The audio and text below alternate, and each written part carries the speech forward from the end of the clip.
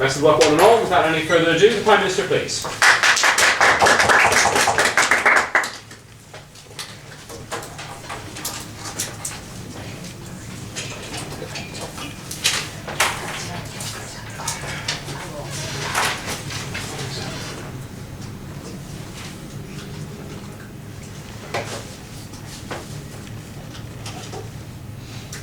Thank you, Mr. Speaker.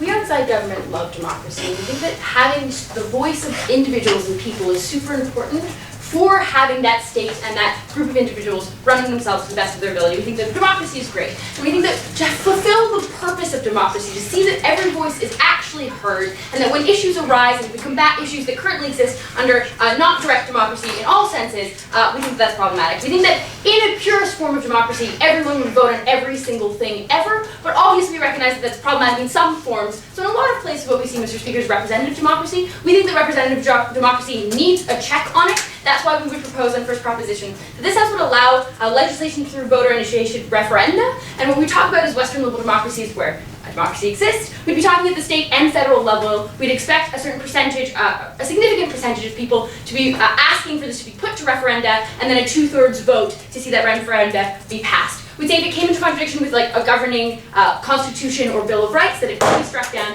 but otherwise, is this clarification? Okay, yes, I'll take it. Well, would you support releasing all government information to the public?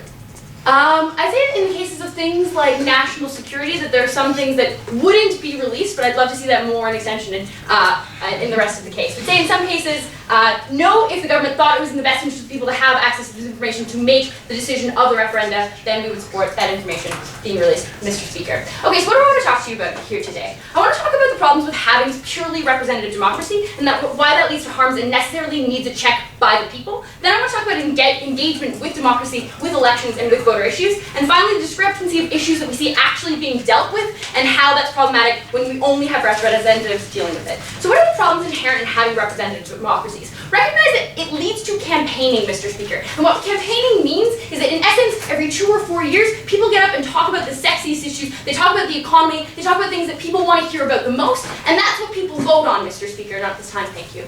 We think that leads to a couple major issues. First of all, we think that when they break other promises that may be most important to you, like your child's local educational system, or about healthcare, or long-term issues, Mr. Speaker, that you still vote along that idea of what about the economy, what about the healthcare. We think that when they break those promises, Mr. Speaker, there's no mechanism to hold them accountable, and no mechanism to have the entire nation have a debate about it, because everyone's more focused on these general issues, and your issue, Mr. Speaker, goes unnoticed, and it's easy for politicians to ignore your general interests. We think that's problematic and harmful to the entire discourse, but also to seeing what kind of things occur in the public sphere of conversation. We'd also say that in most representative democracies, we see partisan lines and parties, Mr. Speaker, and so even though things could cross party lines, we see that they tend to discuss only certain things that they think are the sexiest. So we think things, Mr. Speaker, like where in general, the populace would agree to legalizing marijuana in certain states of the United States, or gay marriage and things like that, that are really being held back because the public discourse doesn't happen, because it's difficult for parties to talk about it, because they're afraid of losing votes about things like the economy, things like healthcare, things like other issues. They don't want to attach their names to it, Mr. Speaker. We think even though the vast majority of individuals in that state would like to see that passed, people can't touch it. Politicians can't touch it. So things that are seen toxic to them aren't discussed, even though they're very important to individuals in this. Why is that so problematic? We think you need a check and when people can demand a discussion about issues that they care about. We think you only get that when a referendum can be demanded by citizens of that nation, Mr. Speaker. You don't get that only when you get politicians. I'll take you quickly. If you really have 2/3 of the population that's willing to demand a discussion of something, doesn't it seem likely that it'd be one of these big issues like healthcare or the economy or jobs that politicians already have an incentive to discuss? I don't think that that's true, Mr. Speaker. And why? Because they're not talking about one issue. If everyone got to vote on 2 people over whether or not they supported gay marriage or whether or not they supported a particular economic platform, that might be the case and first opposition may be correct. But recognize that it's hundreds and hundreds of policies that people are voting on, and they tried to preferential some. But what does that lead to, Mr. Speaker? It means the politicians try and bide their tide and talk about different issues and won't take strong stances, even if most of the population would agree to it, because they need the people that are fiscally conservative and maybe socially conservative, so they won't take a strong stance on gay rights, because they need both of those individuals to be elected in that scenario, Mr. Speaker. So I don't think it actually happens, because we're voting on people to represent us, and we're voting on them for a means that things that people care about aren't actually discussed. Let's talk about engagement with elections.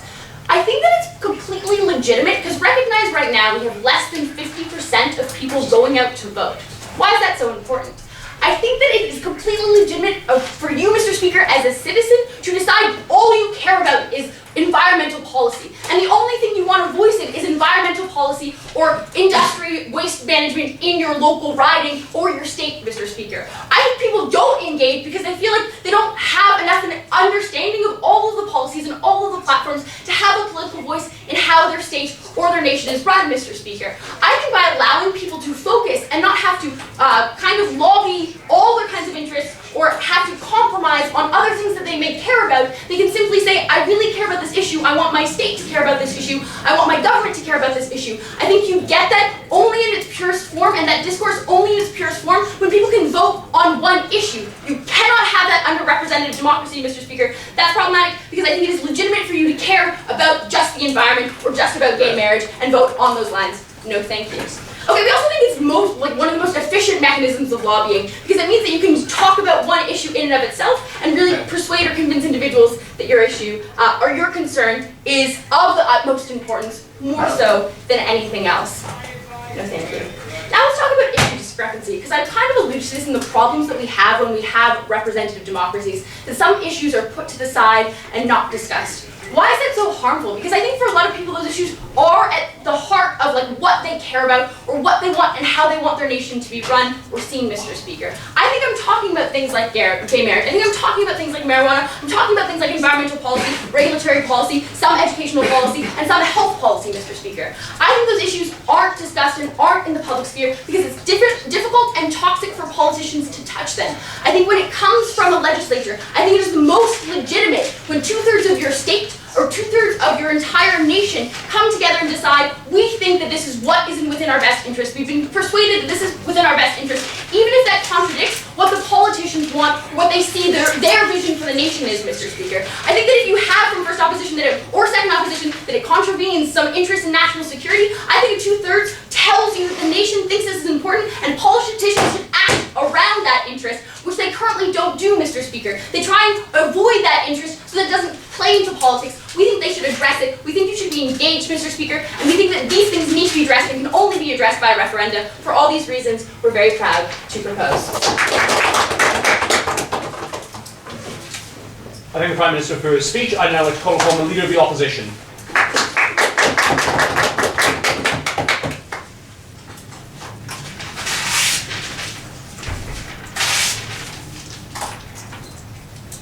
Thank you so much for calling up here, Mr. Speaker. It's truly an honor to be here at the referendum. So, what Andrew and I would tell you is pretty simple. This is a comparative question, Mr. Speaker. It's the case that whenever you allow a popular group, or whenever you allow a citizenry through a popular election to determine policy, you necessarily limit what the legislative groups in that society can then do, what the Congresses in that society can then do. And we're going to give you a number of reasons why this is a bad thing. I just want to start out by pointing out that although they may be able to give you some examples where this would solve some marginal problems, what they actually have to do is show that they can correct for all of the incredibly serious harms that are created on their side of the House. So I think in order to win this round, we can do two things. We can first show you that we just get better rights protection in the short run, which seems to be what they're particularly concerned about. But second, we can show you that we allow the government to function in the long run, which is something I think they're going to have a very difficult time showing on their side of the House. In order to win this round, we're going to advance 4 arguments. So I'm going to talk about our philosophy of democracy, I'm going to talk about the nature of democratic choices, I'm going to talk about how they get much worse rights protection on their side of the House, and I'm going to talk about how in the long term in particular, they have a problem. But before I do that, some rebuttal. So I think basically Kaya tells us two things.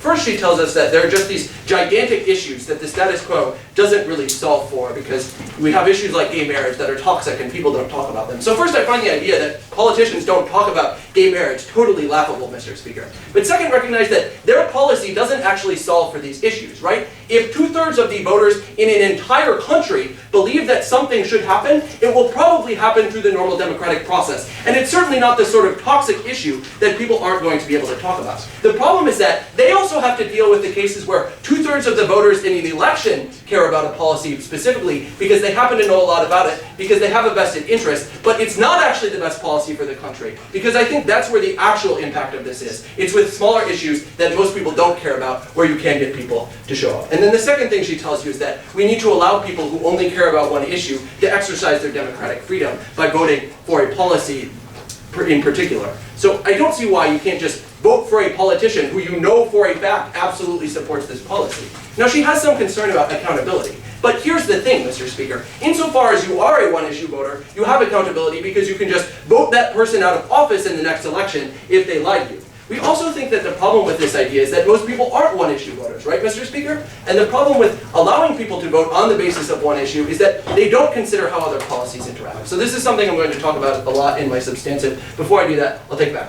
If I'm a Democrat in the United States, but I believe that there shouldn't be a right to abortion, and that's my strongest feeling, am I better represented when I have to vote for the Republican because he's the one that's on that side, or I can vote for the Democrat and then initiate a referenda on abortion? So I think that you are probably better represented when you're allowed to do both. I just don't think that's the only thing we care about. I actually think we care about maximizing rights protections and having a government that's functional. So I want to go to my substantive material. So the first thing I want to talk about very quickly is our philosophy of democracy. So what Andrew and I would tell you is very simple. We don't think that there's any right to participate in a democracy, right? Like when you actually vote, all you do is write down your preferences on a piece of paper. We think that the reason we like democracy in general is because it allows us to better protect other rights. We think it's only a facilitated good. We don't think it has any intrinsic value whatsoever. And this is why we, all of the time in our society, defer to experts when making decisions. So for example, we don't just allow voters to make decisions about the interpretation of the Constitution, for example.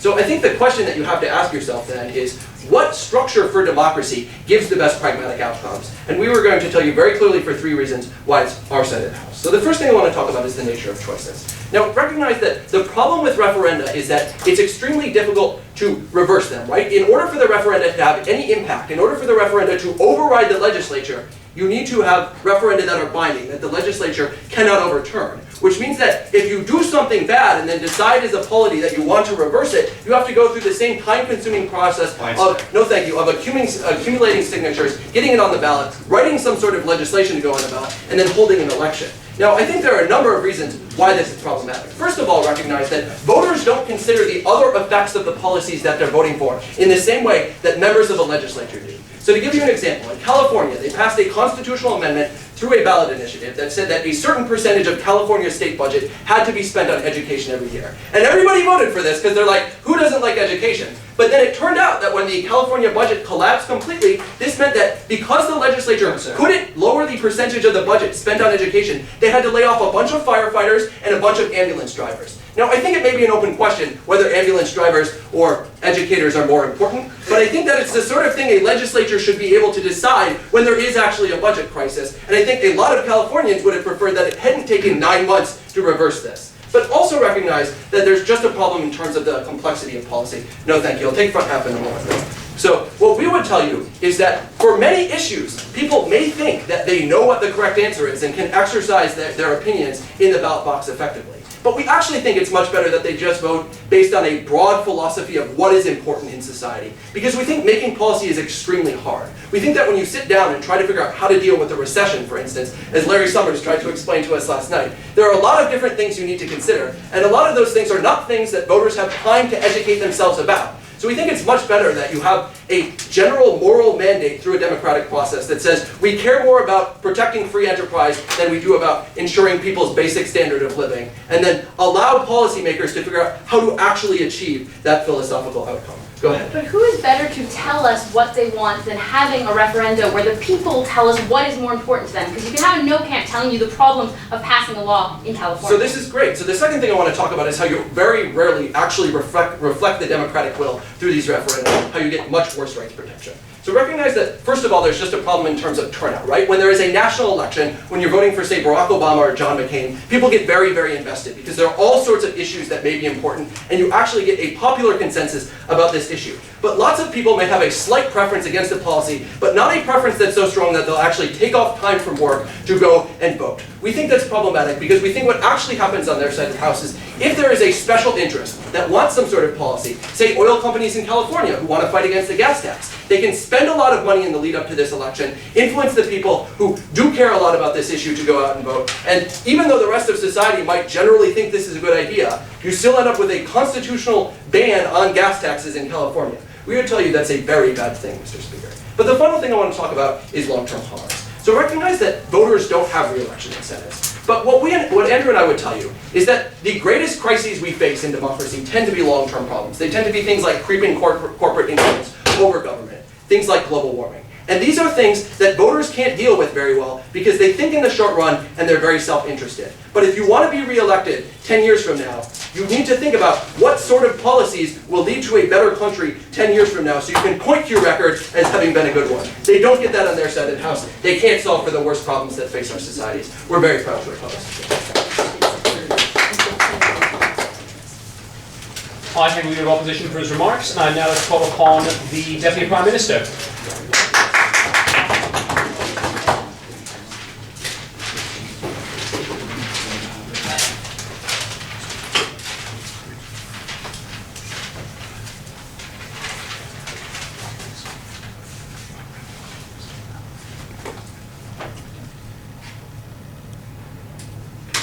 Mr. Speaker, side opposition tells us that when we care about an issue, we should just tell our politician about it, we should just lobby our politician. But when politicians routinely, year after year, promise to do things like reform the Canadian Senate, when they promise to do things like bring about better drug policies, and do not do that consistently because it is easy to talk about but difficult to implement, or they have other interests and they don't want to implement it because they are perhaps corrupt, or perhaps blocked by partisanship, or perhaps blocked by a multitude of reasons, you have no recourse on side opposition as a democratic electorate. What we provide to you on our side of the House is that in the same way that a court, that a Supreme Court can override to protect rights, the democracy, the electorate can override the legislature and yes, make the legislature more difficult to do things that it would otherwise do in favor of protecting the democratic rights of citizens. Because on opening government, we do believe that democracy is facilitative. But we don't think that it is simply facilitative to provide organized, stable government. We think that there is an instrumental and an intrinsic value of having a state that is represented and a state that is checked by the people and that is actually reflective of what their desires are. Because recognize that at the end of the day, and to address this final point that they had about having citizens only thinking in the short term, you will ultimately have politicians thinking in their self-interest or citizens thinking in their self-interest. We agree entirely that on many issues, politicians are functional, are able to commit to those issues, but in cases where they are not, and if we can demonstrate that there are cases that they are not, having an override mechanism in place in referendums is something that we absolutely support. What did we hear from the opening side as far as philosophy of democracy is concerned? I'm going to go through his points, and then I'm going to give you an answer as to why my partner actually wasn't refuted in the most important aspects of her speech. But firstly, regarding the philosophy of democracy, because they said that democracy is harmed when you make it more difficult for the legislature to function. I think that it's massively more complex than this. This is a very reductionist view. Because recognize that yes, we make it difficult to remove these from the legislature. You have to remove it through referenda. But recognize that by making it a 2/3 vote, that by having the electorate involved in decisions like this, you actually draw it out into the public eye. There are some issues where this is important for issues in California where citizens have committed to this. And in those particular cases, you actually give yourselves an incredibly effective means of dealing with it. Because recognize that as far as the functionality of democracy is concerned, their House cannot turn a blind eye to the dysfunctionality of the American Congress. Recognize the alternative to citizens' votes of passing it through is very often partisan deadlock, is very often taking an incredibly long amount of time to overturn bad policies. So maybe, perhaps it will take 7 months to overturn a referendum that the citizens later decide they don't like, but in practice, legislatures are routinely significantly worse than voters are in this regard. I actually don't buy that as a real distinction. But secondly, he talked about how you have worse rights protections. I just don't buy this. First of all, recognize that voters are just as likely and just as able as politicians to attempt to infringe on the rights of minority groups in the population. I don't think that there's anything substantially, principally, or practically different in voter referendums. In both cases, we acknowledge that you can have basic fundamental rights that you protect. But on the fringes, and I think this is where the interpretation hasn't occurred yet, I think that you can be more responsive to social changes in society on our side of the house. We do agree that by and large, society is becoming more progressive about issues like gay rights, issues like minority rights, issues like the rights of immigrants. And given that, I think that we absolutely get more rights more quickly on our side of the house. But even if you don't always have a populace that supports more rights for people, I think that you absolutely get a more reflective democracy on our side of the house, and I think that's incredibly important. I'll take front half after this.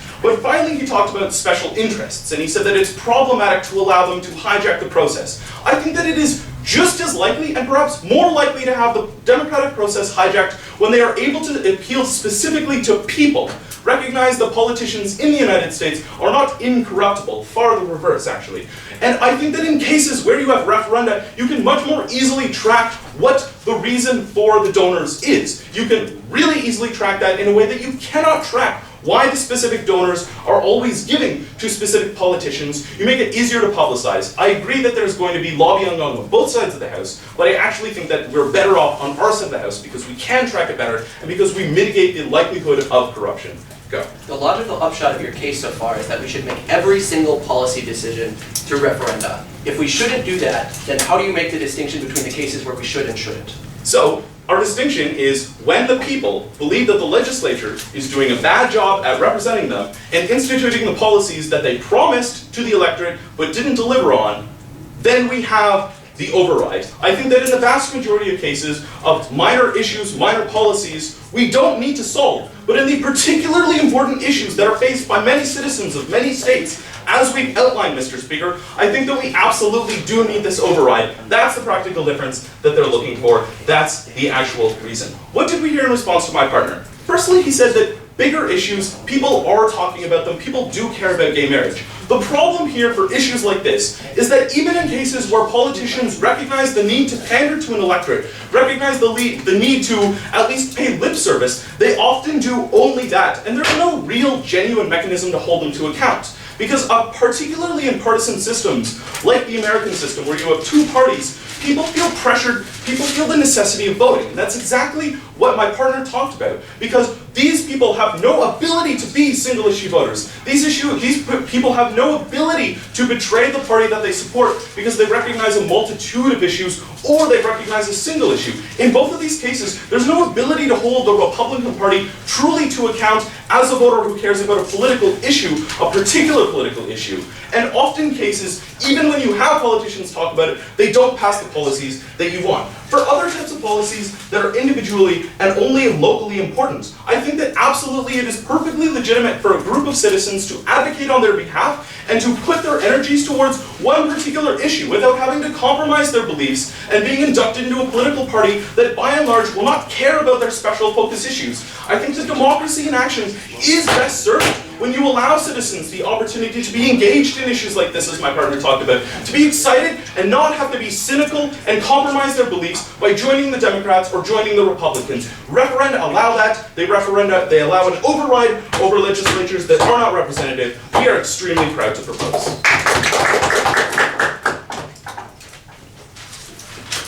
Hi, thanks, Mr. Speaker. I'd just like to ask the Speaker to kind of tiny room, so we can try and keep the whispering at a slightly more tempered volume. That'd be great. Without any further ado, the Deputy Leader of the Opposition.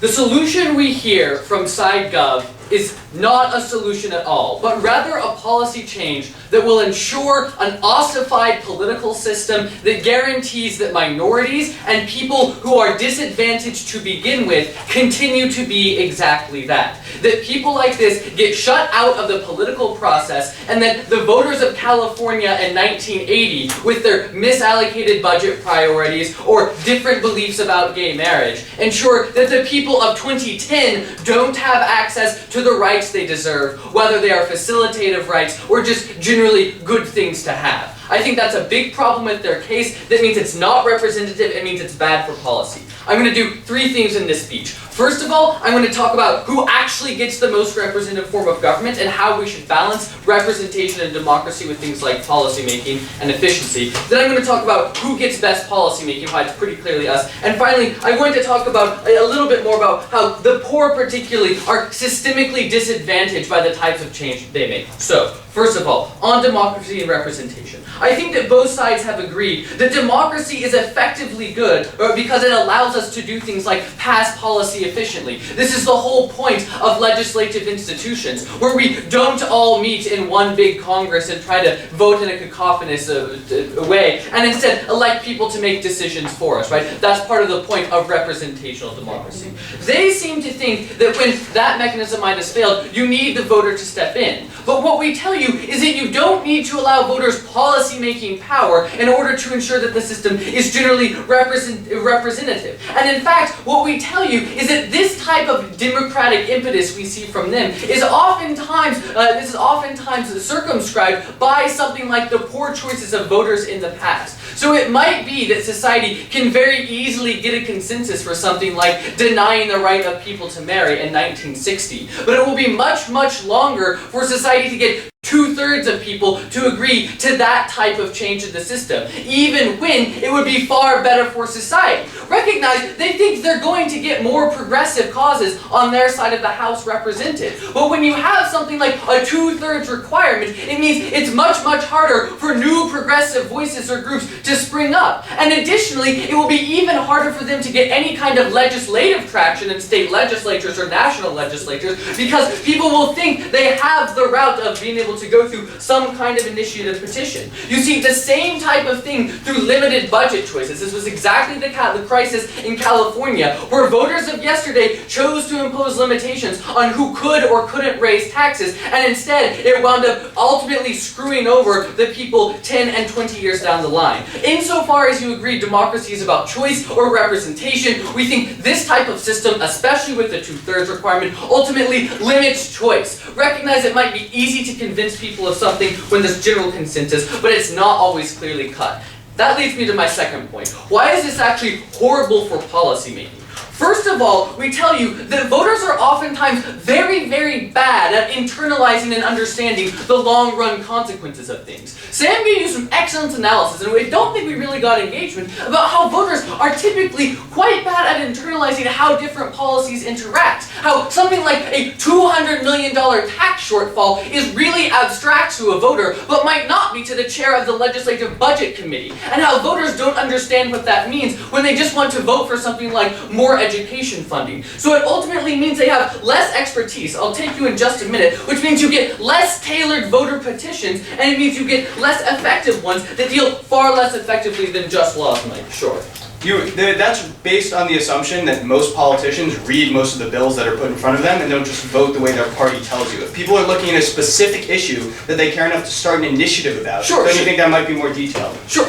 Actually, probably not, because voters probably care less about the random text of the ballot in front of them, but moreover, legislators have paid staff who at the very least can read bills for them, and generally the reason parties tell them to vote one way or the other is because they have read the bills, and they have people who believe in this for a particular reason. They oftentimes write bills with hired experts, so we think that's actually a reason why you get far more tailored and far more expert policy that doesn't lead to long-run crises. We think on either side of the House you're going to have some problems with legislation, but the question is, what are the intrinsic incentives that deal with that legislation? We think on their side of the House you put legislating power in the hands of a group of people who are ultimately very, very ill-equipped to do that. But we also tell you that even if you did care about the policy-making powers of particular groups of people, that they're still able to do things like donate to an advocacy group or join the abortion rights group, even though they might generally agree with the Republican platform or something like that. So voices are still heard in the legislature, whereas you might not ultimately get something taken into consideration with a generally expert type of policy consideration.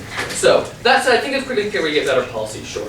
Okay, but how do you account for a public need and a public right to impose a check on a legislature that is not following up on policies that they promise? Well, people can vote legislatures out of office, first of all, and generally politicians respond to things like media campaigns and like things like campaign stings. And at a local level, at least with state legislatures in the US or very localized MP elections in other countries, it is oftentimes easy to say, we said like we re-elected you to do this issue. You haven't done work on this issue, like building better roads in our area. We're voting you out of office.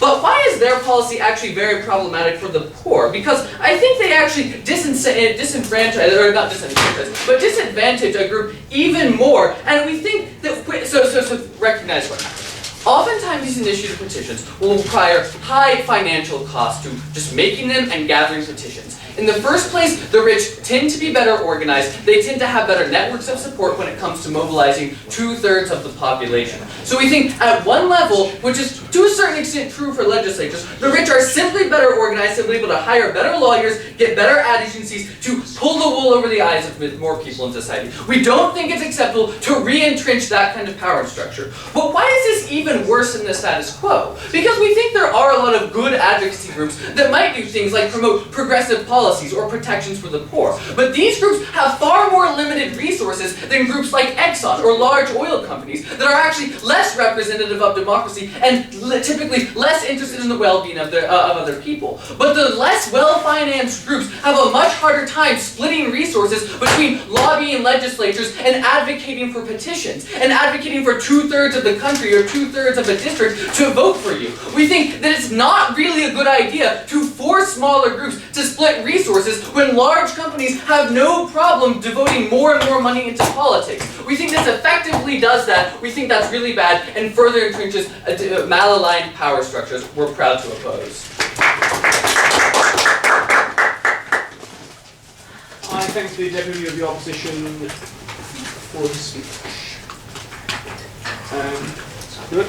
And I'd like to invite up the Member of Government.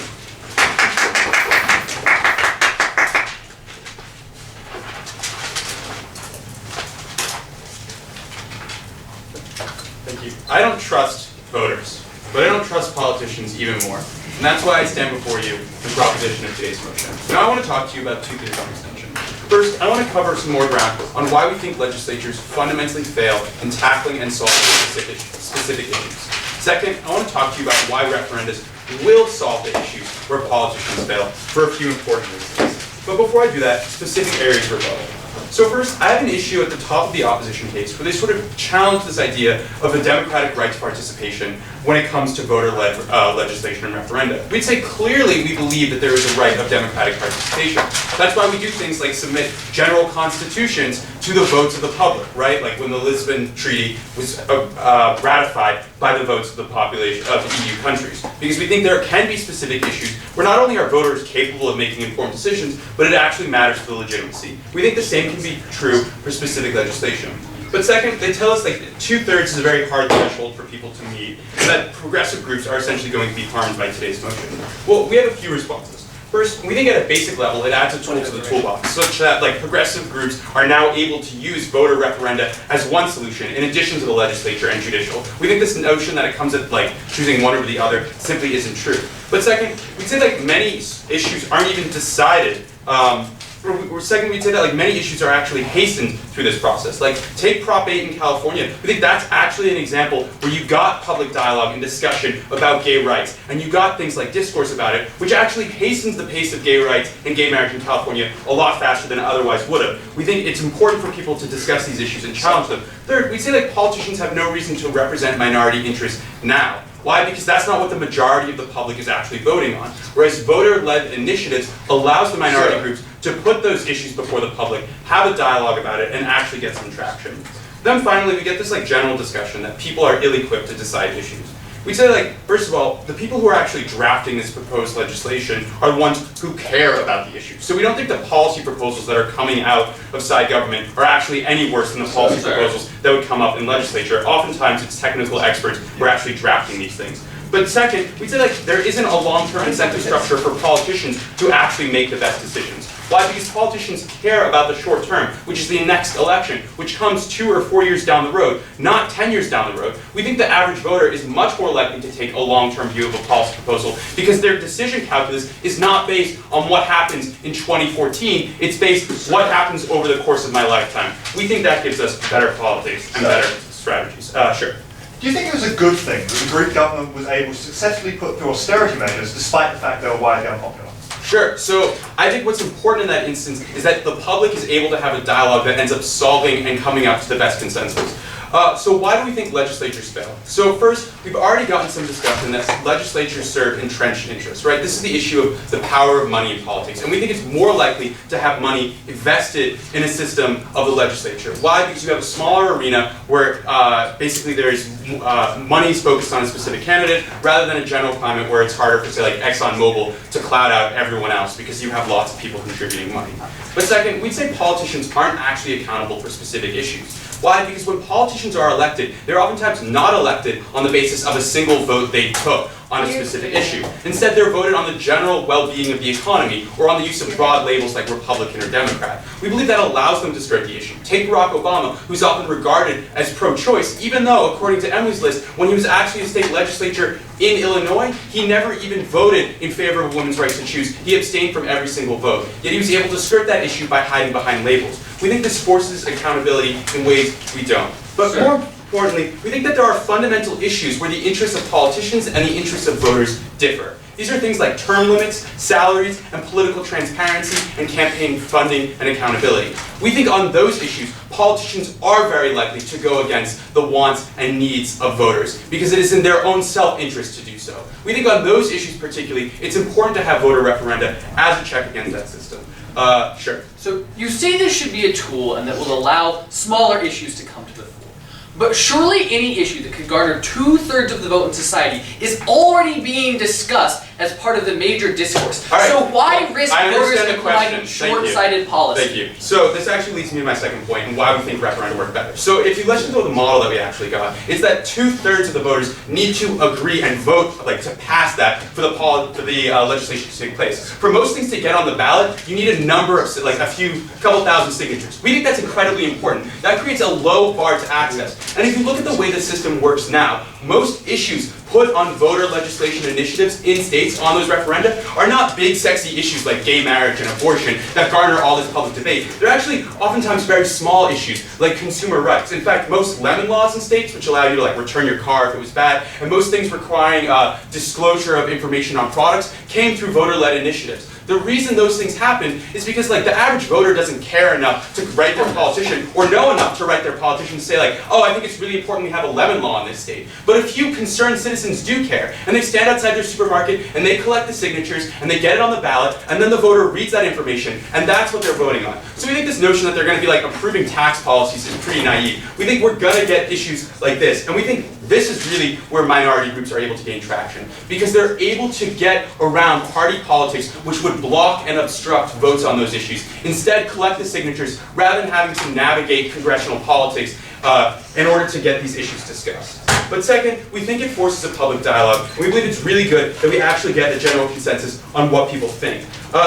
Also important, we think, is the notion that essentially you free up the voter to decide and vote on other issues. So 20% of the US electorate is anti-abortion. Most of these people vote Republican because those are their biggest issues. They care about abortion more than anything else. We think it's very unfair in a democratic system to make people preference certain issues to the detriment of others. We think when individuals vote Republican, when they would otherwise vote Democratic because, say, the economic system that the Democrats propose is more in their interest, we end up forcing people to make choices which are not in their long-term interest. We think having voter-led initiatives allows these individuals to go ahead and vote for the people who are in general in their interest for but one issue. We think that that's incredibly important and it allows us to get more choice. Finally, we think minorities are better off. In general, minorities have low turnout in elections for politicians because they don't think their voice matters. We change that by giving them an issue where they say, yes, my vote on this issue does matter. This decides whether or not I have things like rights as an individual and a member of this community. We think that gets people out into the election. We think that's more likely to get people discussing it, and we think that creates solvency in the long term. For those reasons, we propose.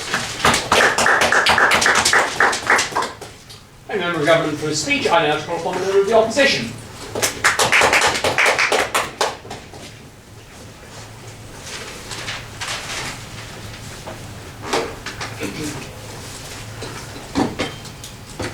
Well, I thought it was apt that the speaker just before me talked about naive views of the exact types of policies that will be proposed under the government system in today's debate. Because pretty much down the entire government line, there's been this tone that this policy will just mean upwellings of the people when they just have this pressing need for an issue that 2/3 of them just can't get passed through the legislature, and it will all be wonderful things like gay marriage and protection of rights and environmental legislation.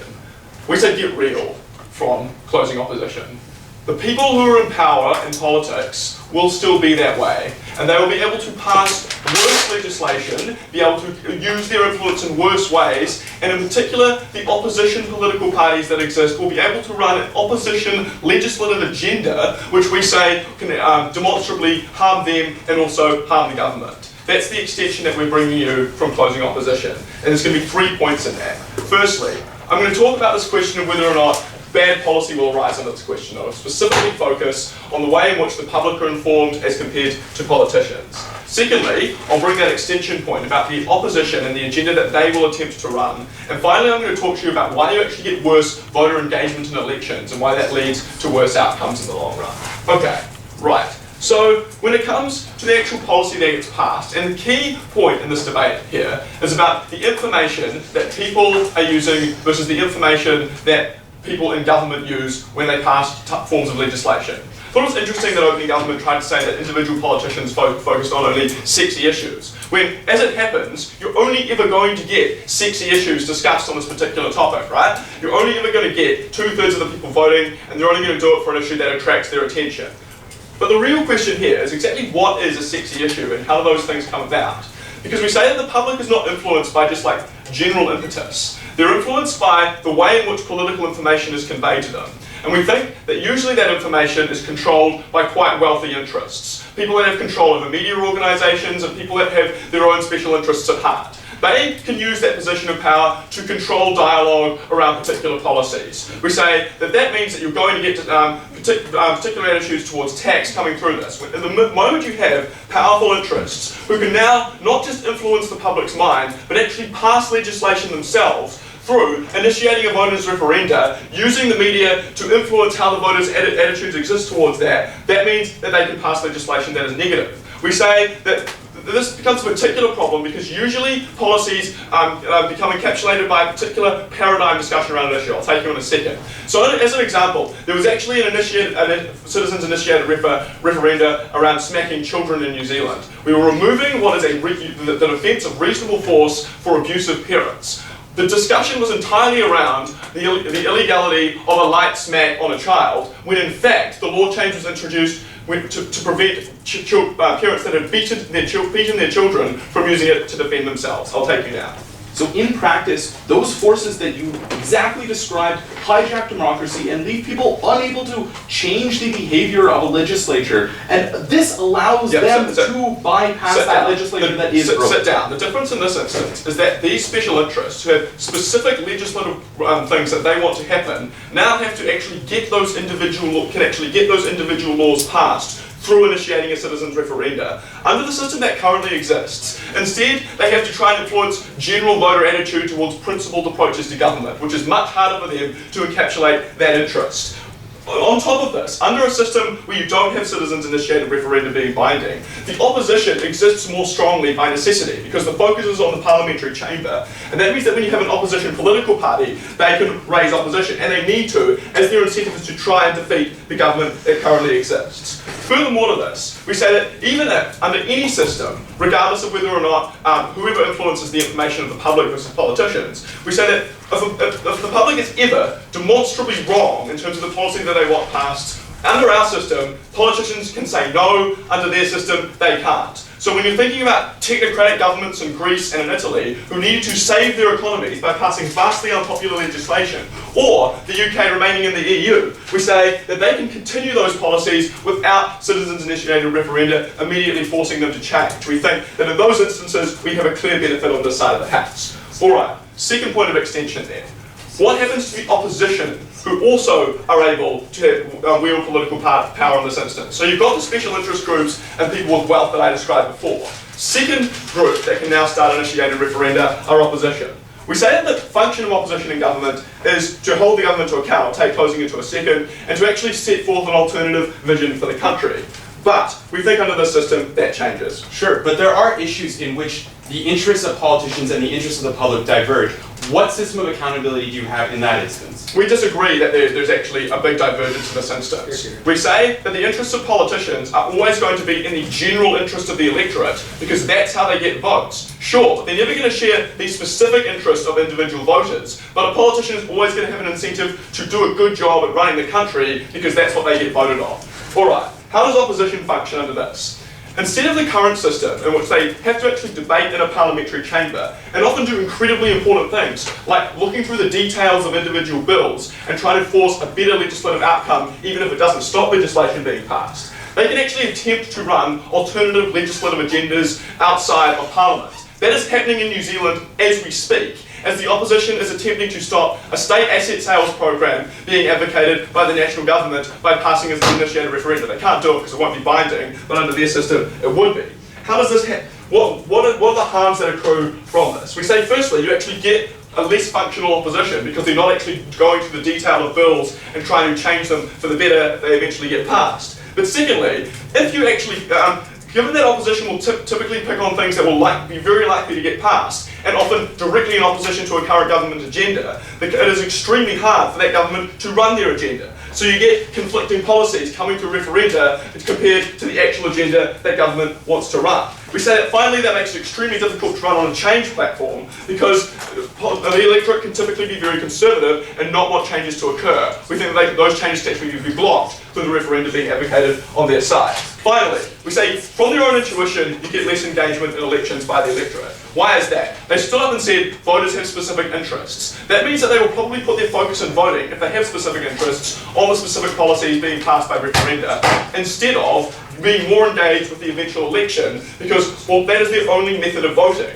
Given that that's their only method of voting, they have to engage with the overall platforms being run by politicians instead of their own specific interests in referenda. We say that that's important because as it happens, the government still actually passes legislation, and most of the legislation, and therefore it's important that they are the ones that when they run a national platform, people pay attention to it. For all these reasons, we oppose.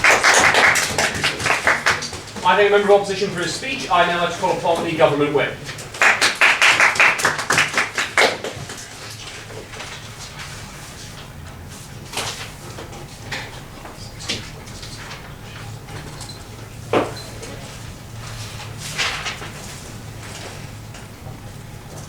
Winston Churchill once said that democracy is the worst form of government except every other that's been tried. That's because it's often inefficient, often populism comes into play, and often the electorate makes the wrong decision. But in general, respecting people's rights to have their views expressed is much better than limiting it to a few who in certain circumstances might be making the right choice. But in the vast majority of cases, separating that democratic power and allowing it to be spread throughout the entire citizenry leads to a better state overall. I'm going to talk to you about the two main questions in this debate. First, which side leads to better representation of what the citizens actually want? And second, and I think less important, but we'll deal with it as well, what leads to better policy, both in the short term for those who are disadvantaged, and in the long term in a functioning government, right? Before we do that, let's talk a lot about that extension, although that tends to fit quite a lot into representation.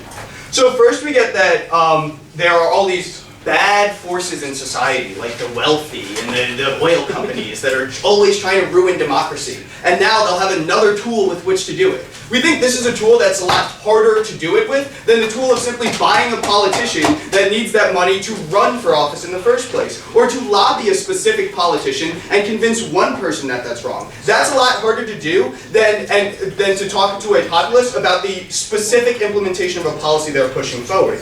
And second of all, they say in order for this oil company to do it, they now need to convince everyone about general principles, that there should be no regulation, right? In order to do this. We don't think that's true at all, right? To convince the populace to vote on a specific referendum to open up their oil lands, they need to say, hey, you should open up your oil lands, right? There's no additional way to do it through this population. If they happen to buy out a representative, this is actually a check on that process going forward. No thanks. right? Then they say like technocratic governments, we need them in Greece, right?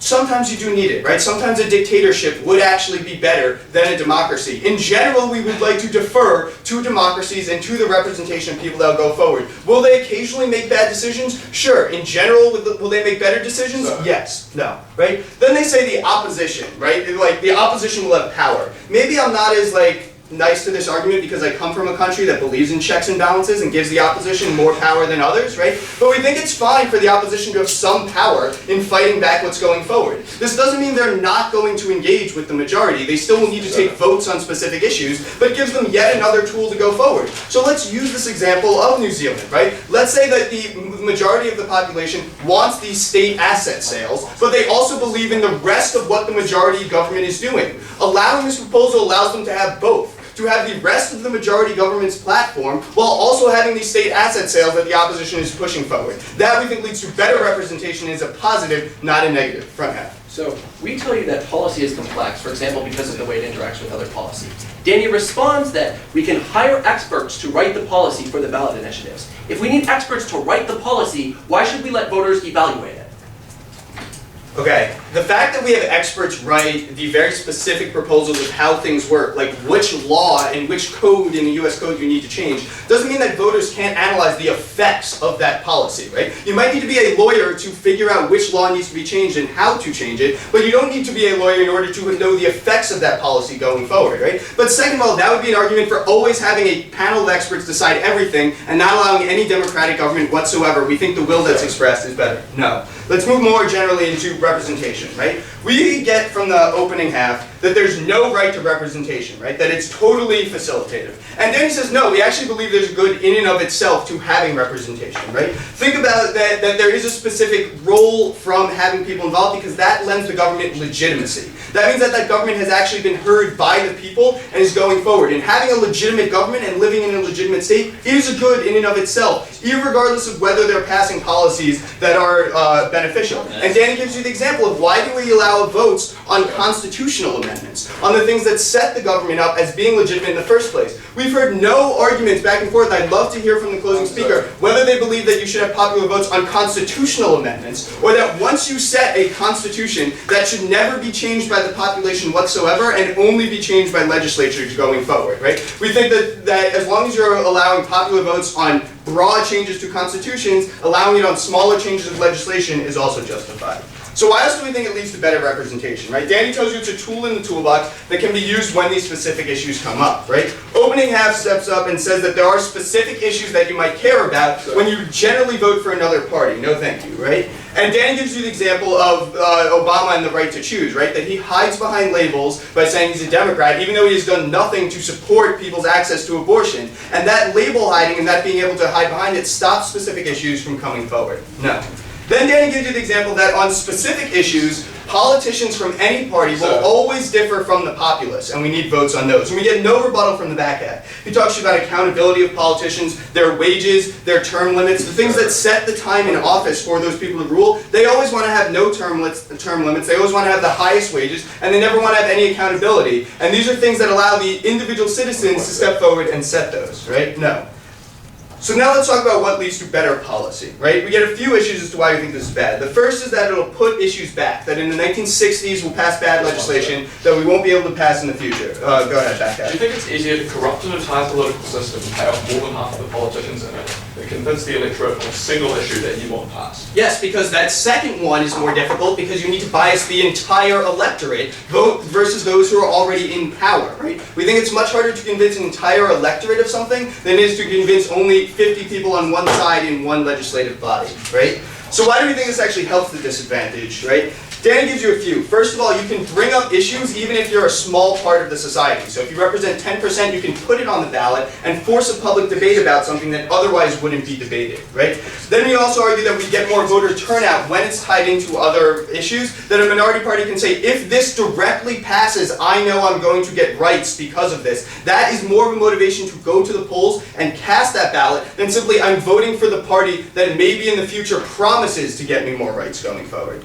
Then we have this final argument that in the long term, the politicians can see better than the individuals involved. We think this is totally false. A politician needs to get elected in the next election, not the one 10 years down the line. He needs to win in 2 years, and then in another 2 years, and then another 2 years. Whereas the population knows they're going to be living in that country for 20 years, and 40 years, and 60 years. So if you want to know who will make the better long-term policy, we think it's the one that has the interest that they are going to live under that system for 60 years, rather than the one that needs to get the next election passed in 2 years. The electorate is much better at looking at long-term effects than the people elected. So because popular referenda lead to better representation, and because it leads to better policy, we are very proud to propose. I thank the Government Whip for his speech. I now call upon the Opposition Whip.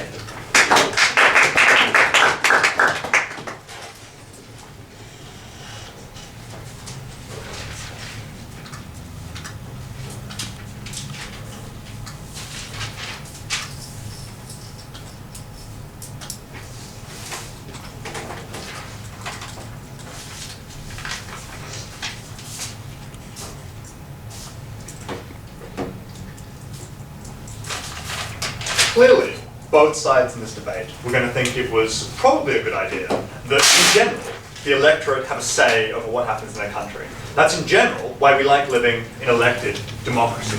The crucial difference between the two sides is in what sphere is it that these kind of discussions about policy occur? Is it within the relatively tightly controlled, highly intellectual political sphere, or shall we do what government wants us to do? Which is to drag these issues out into the brawl that is a public discussion, into the misinformation, into the biases, into the money, into Fox News, and into all those horrendous pieces of media and distraction around those particular issues. Because that's what they want to do by dragging legislation out of the hands of politicians and out of the hands of those who know what they're doing. They want to make it more susceptible to all those special interests. But they also want to disenfranchise and devalue the power of government both in opposition and in government. We'd say that disempowering those people and lowering their incentives for people to involve with them is really, really harmful.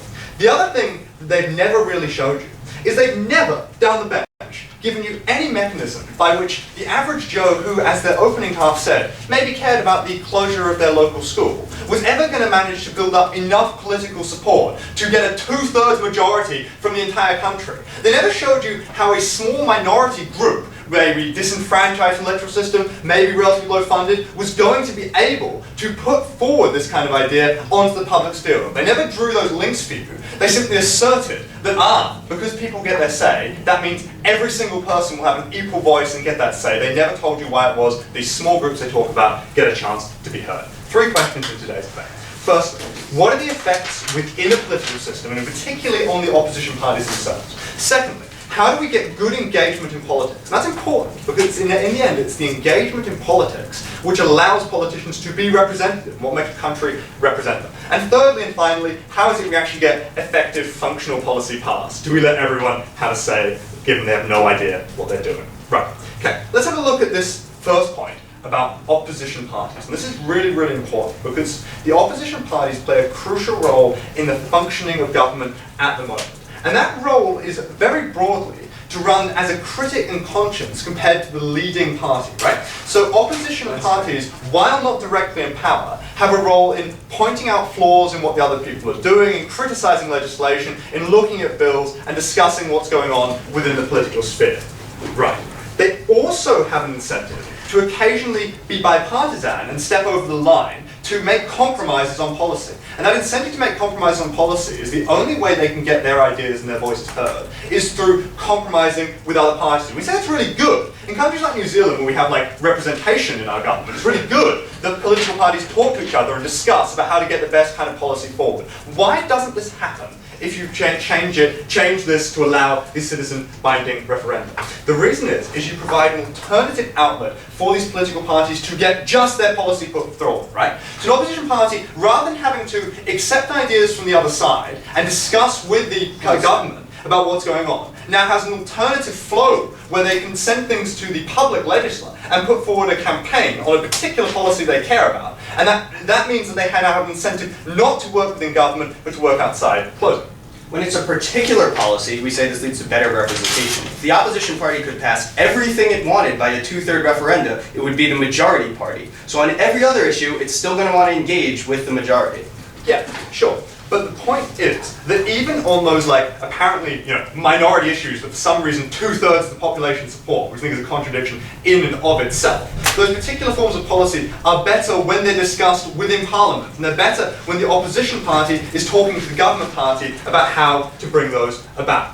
But secondly, I'd just like to deal here very briefly with this ludicrous extension that we heard from the closing comment, right? Which is that, but the incentives of politicians and of people obviously vastly differ on some issues. That's why politicians always vote to give themselves high salaries and always vote to give themselves lots of holidays. This is empirically untrue, right? Politicians are relatively underpaid for what they do. And why is that? Because the incentive on a politician is to appeal to the public, right? And that incentive to appeal to the public is shared by the public. That's why politicians find it very hard to pass things like higher salaries for politicians. Because of that check and balance, because they have to be re-elected. We just don't think you've proved any links about why it is those specific examples differ between individual politicians acting and with the political system as a whole or people involved. Okay. Secondly, let's have a look at actually getting people involved in politics. So what we need for engagement. Okay. We're very happy to say on this side of the House that we want representation for all in politics. And as they've conceded, the government will still, by and large, run the country. So the government will still be making the majority of policy, and they'll still do most stuff. The occasional things they won't do are the things that their referenda are just simply going to screw up. What does that mean? That means that we want people to care about who's in government. And how do we make people care about who's in government? Well, we make sure that government is the way by which they get represented. And this point is particularly true, and I've brought it to you, for minorities, right? Because it's an advantage for minorities to engage within that political system and start to discuss with the bigger parties. But they still make up a voter base, and they still make up a groups of support, so they can actually get the policies that they want through by dealing with the larger parties. And those larger parties are the ones who are actually going to bring about those positive kind of change. I'll take opening.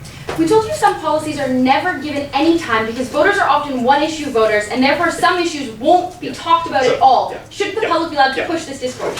One-issue voters are exactly the kind of people we should have voting. So when one-issue voters vote, they become issues for political parties. We think it's good when those one-issue voters vote for actual political parties and start to get their voices heard. But in terms of voter turnout, this is really important, because their closing half admitted that only the minority groups would turn up and vote in these referenda for their minority rights, right? So that means you're not going to get these kind of, because they said you can turn up and vote directly for your own right. That means you're not going to get the kind of turnout that you need to get meaningful policy. But more importantly, those groups are not going to turn up in the general election to actually get something passed. Just deal with this last issue about the quality of policy. So we think that opening opposition, did some very good work here about the consequence consideration and the long-term, short-term consequences of biases in politics. And just more broadly, we say politicians actually tend to know what's going on in politics and are more informed about that, so better able to act in a beneficial way when passing referenda.